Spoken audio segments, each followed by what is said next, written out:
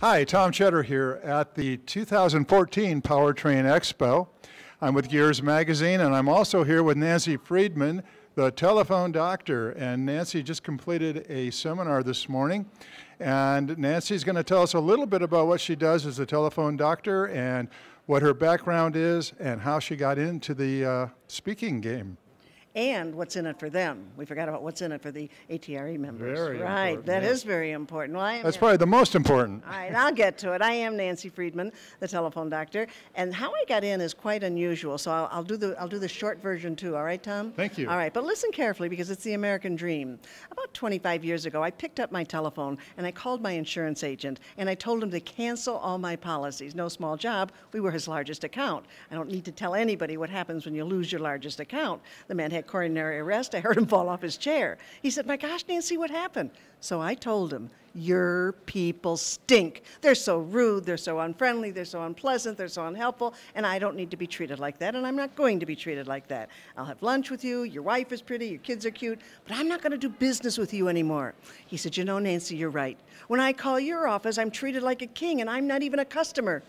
I said, "Michael, we treat our wrong numbers better than you treat your customers." That gets a big laugh in a group. Okay. He said, "Would you do me a favor? Would you come to my office and would you show my people what to do?" I said, "Yes, I will." So I went to his office out of love, and they had 2 round tables, 6, 7 people at each table. I don't think there were 15 people in the room. Had a cup of coffee, had a donut, and 9 o'clock Michael said, "Nancy's going to speak with us." So I stood up in front of these 16, 17 people looking at me, probably like you're looking at me right now. "What you going to say?" And I said, "Well, at our office, we say please." And one woman said, "Hilda, write that down. That's a good one." I said, "We say thank you." There's another one. I said, "Well, you're welcome. Have a nice day." They were writing like crazy.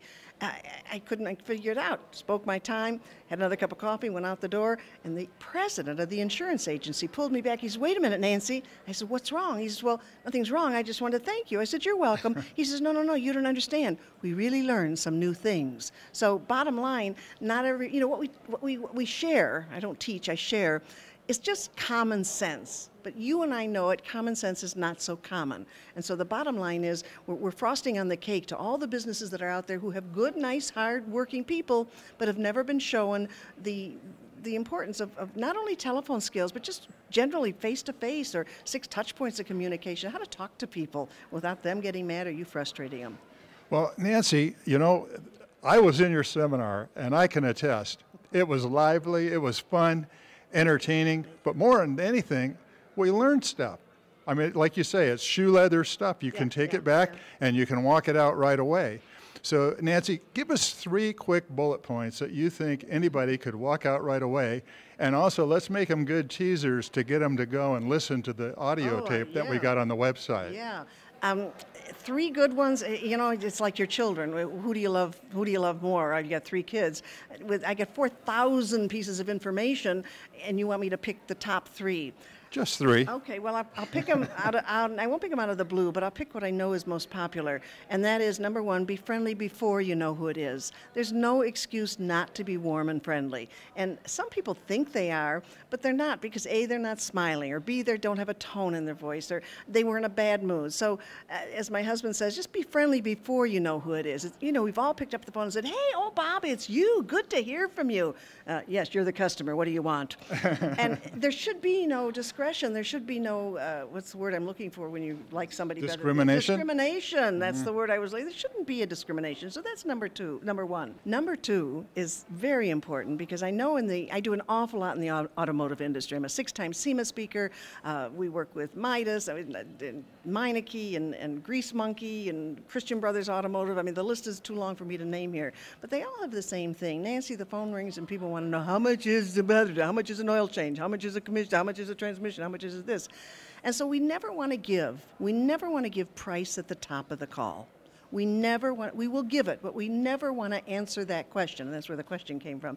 We never want to answer that question. Now, what should you be saying? Listen to the whole program.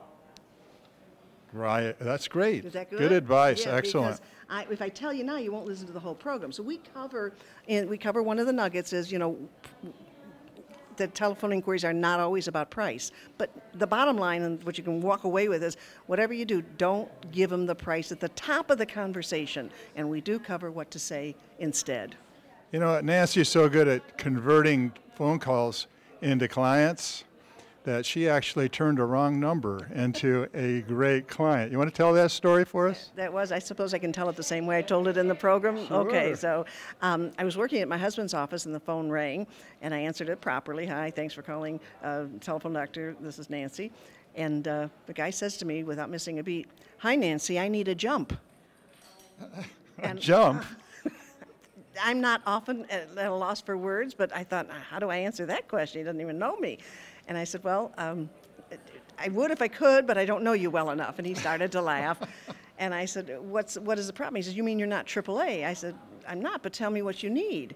And he explained to me, I said, I wish I could help you. He said, you tell me what you do. I said, we're a telephone doctor, and we help companies communicate better with their customers. He said, tell me more. And I said, well, we have videos, we have online training, we do on-site programs. We have an array of information, Telephone Doctor University. He said, tell me more. And I said, do you want to meet and I can show you a demonstration? He said, yeah, come to my office. So I went to his office, and the bottom line, it was one of the biggest orders in those times that we received, all because of a wrong number. Had I said, you've got the wrong number, and hung up, I don't know that I'd even be standing here today. So wrong numbers are not bad, they're aggravating, but even if you say, you have the wrong number, tell me what you need, you may be able to garner something from that conversation. So that was fun. If nothing else, you make a friend, right? Yeah, oh my, I made a good friend. And we all know that knowledge without implementation is really of little or no value.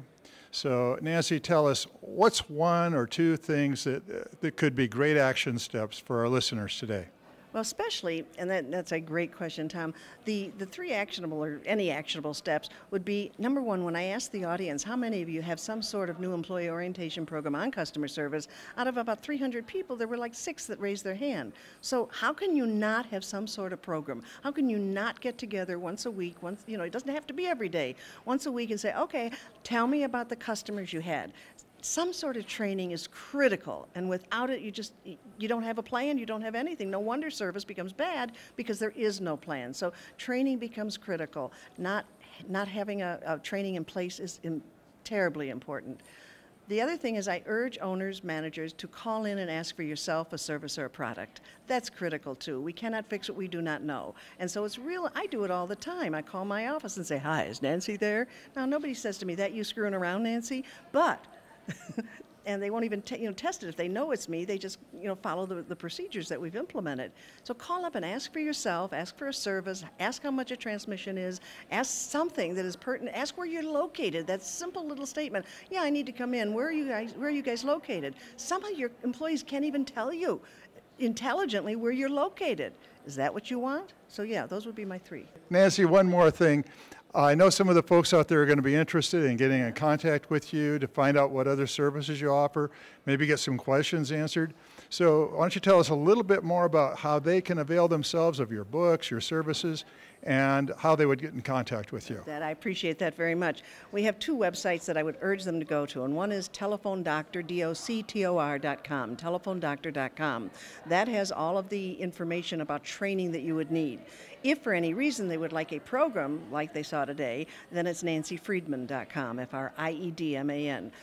You can get to one to the other either way, but we have online training, we have DVDs, we have workshops, we have books, we have audio, everything you want. The books are available on both sites, telephonedoctor.com or nancyfriedman.com. It's just a fun place. Our online training, we have 91 modules of information, not only customer service training, but management and mentoring and coaching. And we've got a lot more today than we did 25 years ago, so I'm honored to share this with you. So you can tell there's plenty to offer at Nancy's site. Be sure to check her out. Be sure to listen to the audio that we have on our website, and you get more information at nancyfriedman.com. Absolutely, and just remember, I'm younger and thinner in person. And as the old maid said to the peeping Tom, thanks for looking in.